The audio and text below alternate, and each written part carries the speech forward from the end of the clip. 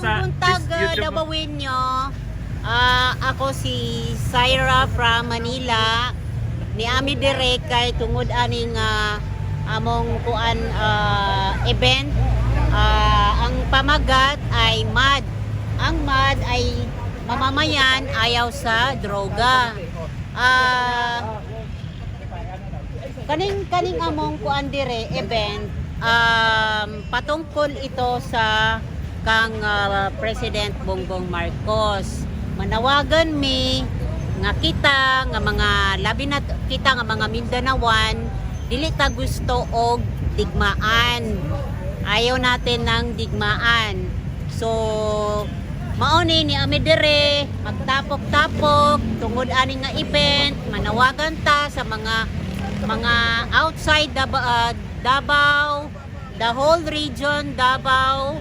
Manawagan mi sa inyo ha nga kung pwede anhi mo dire makisali, makijoin, magtapok ta dire aron manawagan ta kang Bongbong Marcos nga kung dili siya kakuan ka-control sa karong panahona, mas maayo pa nga muhawa na lang siya diha sa Malacanang. So pwede na Marcos alis dyan? Yes, actually ang uban ana nga term kay Marcos alis dyan. So kung maayo unta iyang pamamalakad, dili man ta magyaw-yaw dire. Tama. Oh, di ba? Kung maayo ang iyang paghandle sa buong tibuok Pilipinas, kita dili man ta magyaw-yaw, di ba? So ni ata dire kay dili ta gusto sa iyang mga pamamalakad. Labi na karon, grabe kayo ka crisis ang ato ang kinabuhi karon. Halos tanan abi nimo usay maluoy ko sa mga tao nga moadto sa palengke, sa market, sa groceries, mamalit sila og ilahang mga kinahanglan na sa panimalay, labi na kanang sa pagkaon. Ang uban dili nakapalit og mga lami nga mga makaon kay tungod sa cannot afford. Dili sila kakuan kay tungod sa ilang kwarta, dili isa makakuan sa unsay kinahanglan nila. So dapat si Bongbong o tanawa karon, di ba? Labi na dire sa Mindanao og sa parte ng BARM, grabe ang baha. Basin si Bongbong Marcos or Presidenta Bongbong Marcos, basig wala siya nakabalo sa unsay nahitabo karon panahona. Kay ako naka-monitor ko, naka-follow ko sa tanan mga pages, especially sa Mindanao, katong mga nahitabo nga grabe ang baha karon. So dapat ang priority nato nganong nagbotar ta kang Bongbong Marcos kay tungod kang VP Sara nga siya ang iyang gipili na maging presidente ng Pilipinas. So kita dire dili man ta magyaw-yaw magreklamo gun sa diha kung ang pamumuno ni Bongbong Marcos ay maayos. Pero ang atong nakitaan sa kasalukuyan ay dili gyud ta kaantos ani. Kay grabe na jud ang pahirap. So manawagan ta kamong mga Dabaweños nga perting grabe ang ginabuhat sa Marcos administration dire sa Davao. Gawas na mo. Igawas ninyo ang inyong kuan mga hinaing ug unsa diha nga mga problema. Bahin dire sa nahitabo sa ato ang nasod. Kay dili gyud na maayo nga kamo daog-daugong mo sa mga ubang tao, may na sila mga personal kaning mga cabinet secretary na karon na naa sa Marcos administration. Pagtarong mo kay kamo wala man mo'y problema kay naamoy may sahod kayo, meron kayong papakain sa inyong mga pamilya o mga ginikanan. Kaming mga pobre, magreklamo jud mi. Kay ngano, tana nagsitaas na ang mga presyo. Number 2 ang droga, nibalik na sad ang droga. Palit dito, palit doon. Miski ang bata mag-business, mag-sell og drugs. So murag dili na pwede di na takaantos ani kinahanglan Bongbong Marcos alis dyan. Di nami ganahan sa imo ha, panghawa na diya oy. Sumuna kayo imong kuan oy. Panghawa na diya Bongbong Marcos, mamalihog lang mi, maluoy ka sa mga taong mga sobra kahirap sa imong administration. Unya mamaligya pod mo og mga bugas. Sira man yung bugas, dili man makaon. 29 pesos man unya.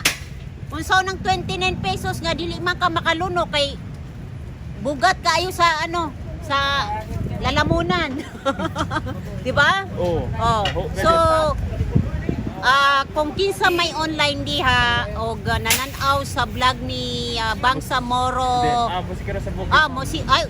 Musikero sa bukid. Oy, sige ra bay ako og share Thank you, sa ma'am. imong kuan. Salamat ma'am. Ala, ikaw di ay si Musikero Yes, sa ma'am. Bukid. Hello sa tanan mga followers ni Musikero sa Bukid. Hali na mo dire. Pag-join sa amo kay igawas nato ang atong kuan. Mga unsay tawag ani sa Nanaing. oo, igawas nato mag yaw-yaw ta diri. Dito nato igawas tanan ang atong mga problema sa kinabukasan. Labi na karon, hapit na mag-enroll ang inyong mga anak, inyong mga pag-umangkod, inyong mga parente diha. Wala may ikapalitog kuan. Supplies. School supplies kay wa may kwarta. Sige ra pod delayed ang mga kuan, mga sahod-sahod karon. Mga Bisaya, mga Muslim, naunsa diha ang mga tribo diri sa Davao, wali na mo diri. Maki-join mo kay kani dili man pod ni sa amo alang. Saan sa ato ning tanan nga kuan na event nitong pagtitipon diri sa Freedom Park. Ali na dire sa Freedom Park. Hello. Maayong araw, adlaw, maayong buntag sa tanan. Ako Muslim ko. Assalamualaikum sa tanan nga nakakapalod kay Musikero sa Bukid. Kani si Musikero sa Bukid early as morning na adere kay para mag say tawag ani Masaksihan na to mga setup. mag-coverage siya sa unsay nahitabo karon sa panahona kaning pagkuan sa atong event. Pagtapok ta dire, hali na mo. So ma'am, sa expectation nimo ma'am sa suna, na ba ta expectation na bay natuman sa ilang mga kuan. pangako? Uan raman na kanang ilang sona murag wala man murag wa ko'y makit-an nga tinuod na naikuan niya sa balaod sa atong kuan ato ang bayan Pilipinas, ang tawag bayan na Sinilangan. Wala jud tay nakit-an nga pure. Katong iyang promise niya is ituloy ang nasimulan sa dating administrasyon ni dating Pangulong Rodrigo Roa Duterte. Wala man siya ikuan da murag parang bara-bara lang man siya parang murag si tagana gara-gara.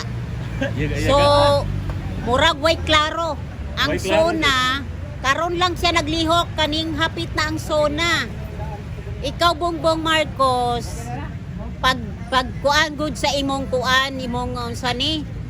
pagtrato sa tanan, dili ka kanang mga piki-piki nga mga para lang naakay maipakita sa imong sona. Wala may tinuod nga imong Dapat sa ipakita ma'am. wala jud.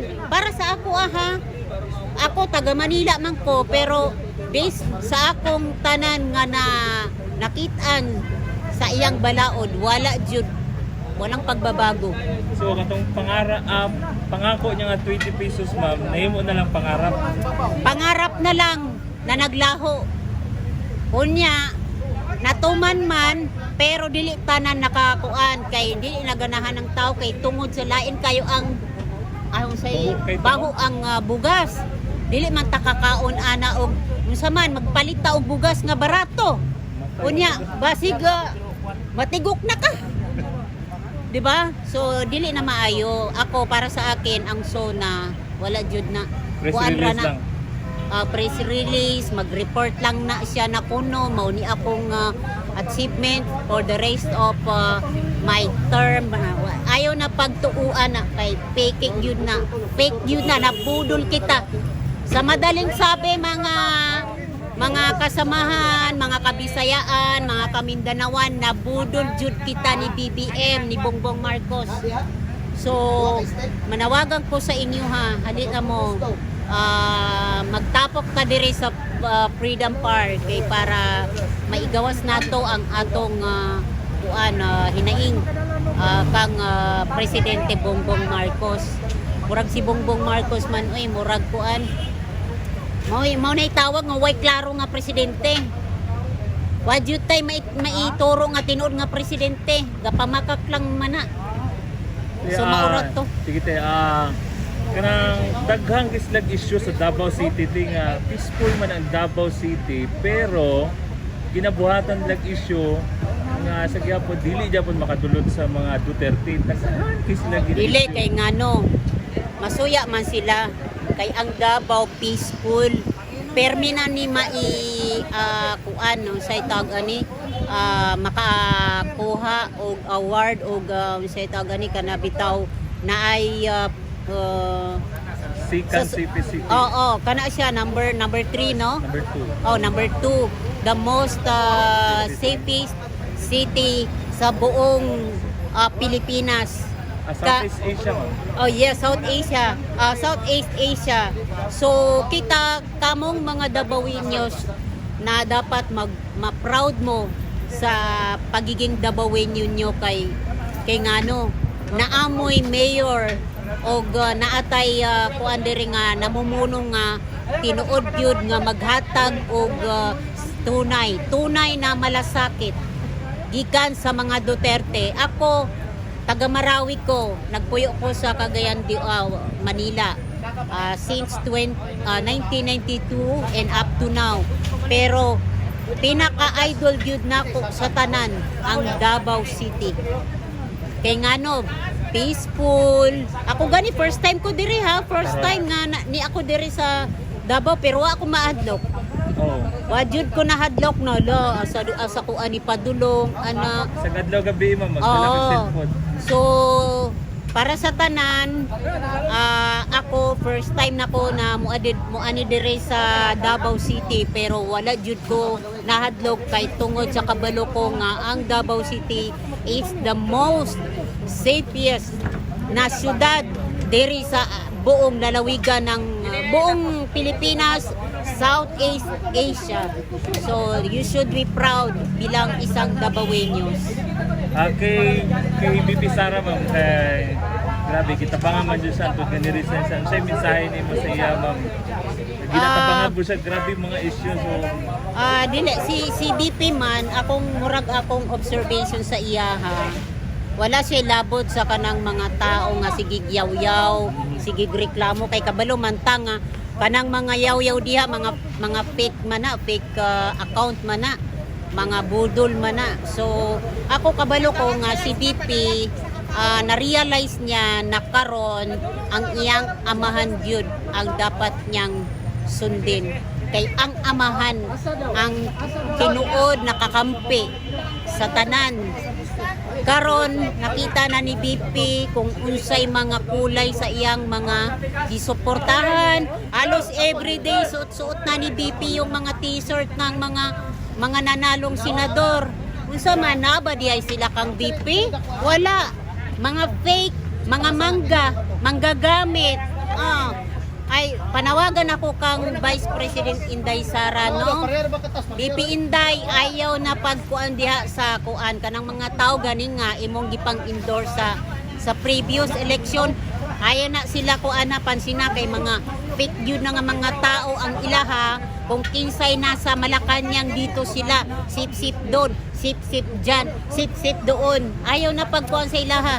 Basta motuo ka BP Sara na miski wala kay mga taga Manila nga mga Estrada o mga mga Revillas o bisag unsa diha nga mga kilalang personalidad na mga masasabi ko lang sa BP Sara, hindi mo lang alam buong universe, buong world, mga tanan mga OFW, grabe gyud nga mosuporta sa imo, nagtiwala siya sa imuha kay tungod sa nakita nila nga kamoy pure 100% nga tinuod na may tunay na malasakit na kinahanglan forever gyud nga dapat magstay in power para tuloy-tuloy ang peace and order sa ato ang bayan Sinilangan, Pilipinas. Ay ma'am, last na lang. Kanang last nga giingon ni Bongbong Marcos, labi na katong kabalo katong naitabo sa kay Pastor Kibuloy. Oh, yes. Yes ma'am. Ang giingon nila, sumunod lang daw tayo sa batas, pero sila hindi yung sumunod sa batas. Okay, regarding sa kanang kang Pastor Kibuloy, sa nakikita ko, Pastor Kibuloy is a good person. Yes.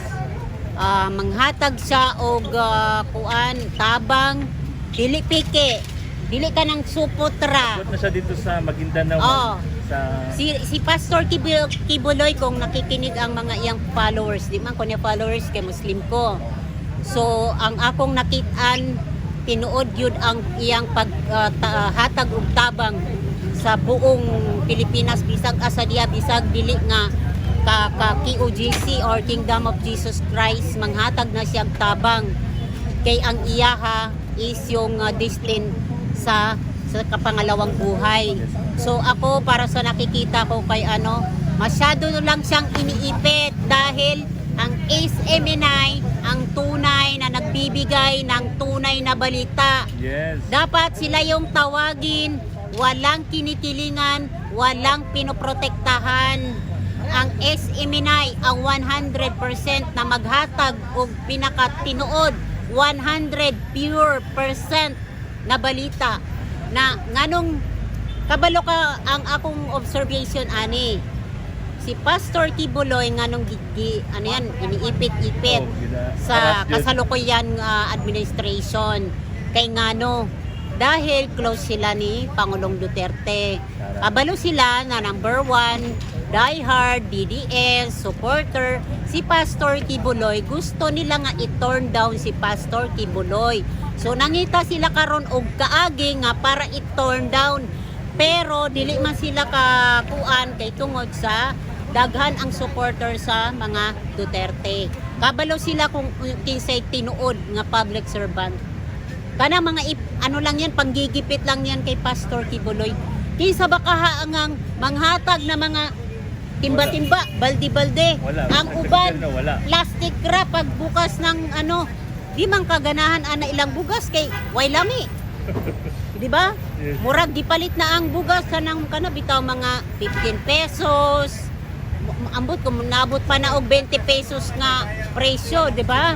So dito ta sa totoong tao, huwag tayo kumampi sa mga budol, mga fake na mga public servant, mga fake na mga tunay na malasakit. Duterte lang kay ako since 2015 and up to now, Duterte gyud ko. Ang amo ang pamilya 100%. Since nung naglingkod si Tatay Digong as President of the Philippines, naabay presidente nga naglimpyo sa mga hugaw na lugar sa Maynila? Wala, nahugaw na pud karon.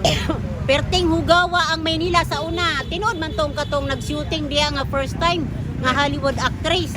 Sabi niya, perting hugawa sa sa Pilipinas, mga ipis, mga cockroach ug unsa diha nga may mga rats. Karon kay unti-unti na magbalik na sad ang mga hugawan nga mga kuan kay wa masilay labot. Sir. Oo, basta busog ang ilang bulsa. Basta makapangkuan lang, makatravel, mamalit, mag-shopping og mga luxuries, mga Louis Vuitton. Wa sila labot sa mga mga kuan, mga tao. Basta sila happy sila. Kita sa sunod magpili gyud ta og kanang bag-o nga face, bag-o nga mukha. Dili na lang ta magbutar og kuan sa mga laing mga labi na kanang mga taga Manila og mga kuan ayo na pagbutar ana oy. kita mamili ta kung kinsay kandidato ni Tatay Digong. Diya lang ta magkuan 100%. Basta Kibuloy, mabuhay ka Pastor Kibuloy. Ana ang akong kuan, ako suporta jud ko. Permi ko mag-share kanang SMNI. Mag-ingon po ko sa akong page ug akong tinod nga account. Anong page niyo, ma'am?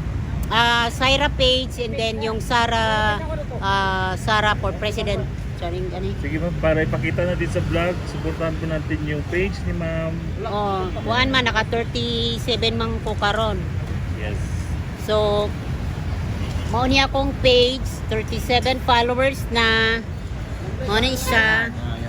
Oh, ana siya. Oo. So, follow nyo guys sa lahat ng mga latest na mga post ni ma'am po. Okay, ma'am. Mga reliable man akong i-share dire. Sige ko share sa Isiminay. Akong pasabot sa ilaha. Mga kababayan, dito tayo sa Isiminay kay mao ni ang tinuod nga stasyon. Mao ni ang tighatag og tinuod nga balita. Seminay na lang wala na bayaran, ma'am. Isiminay yun. Mao man na gusto nila nga ma-turn down si Pastor Kibuloy. Kay kabalo sila nga anak sila ni Tatay Digong. Number 1 supporter. So gusto sila nga i-turn down. Nganong i-turn down man nimo ang Duterte nga miski dili na mo lihok si Tatay Digong, miski mo higda lang niyang diha sa iyang balay. Ang buong sambayanan Duterte. Mas maganda yung si Duterte kay way samok, walay mga drug addict, walay mga lasinggero, mga walay rep. Karon daghan nagipang rep karon, daghan na pod ang nangawala nga mga bata, mga matatanda, mga mga kabataan, kasagaran kabataan ug mga bata. Loin taon sa mga pamilya nga mawalan og mga mahal sa buhay. Okay, So, ano na lang. Say masulti nimo ano ma'am nga during sa pagdagan ni Bongbong Marcos, isa sa mga nagtabang dun sa iya ay SMNI o si Pastor Kibuloy. O ganina akong ginasulti permi sa akong post. Oy, Bongbong Marcos, bangag. Ikaw, number 1 gyud nang naghatag og suporta nimo si Pastor Kibuloy. Ay inanuwang ka yung grabe gyud ang paningkamot niya na makonvince si Tatay Digong na dili na lang siya magyaw-yaw nimo. Naghilom na lang si Tatay Digong kay tungod kang Pastor Kibuloy, no? Unya mao ni imong gihatag na kabayaran, ipahiya nimo sa buong universe. Unya imong kasuhan dili gyud na mao nga kuan mga style Bongbong Marcos. Mamalihog lang ko kung makasabot kag Bisaya. Sabihin ko na lang sa Tagalog. Presidente Bongbong Marcos, magbago ka na. Kung dili ni mo kaya, kung hindi mo kaya, please lang, step down. Marcos, alis dyan.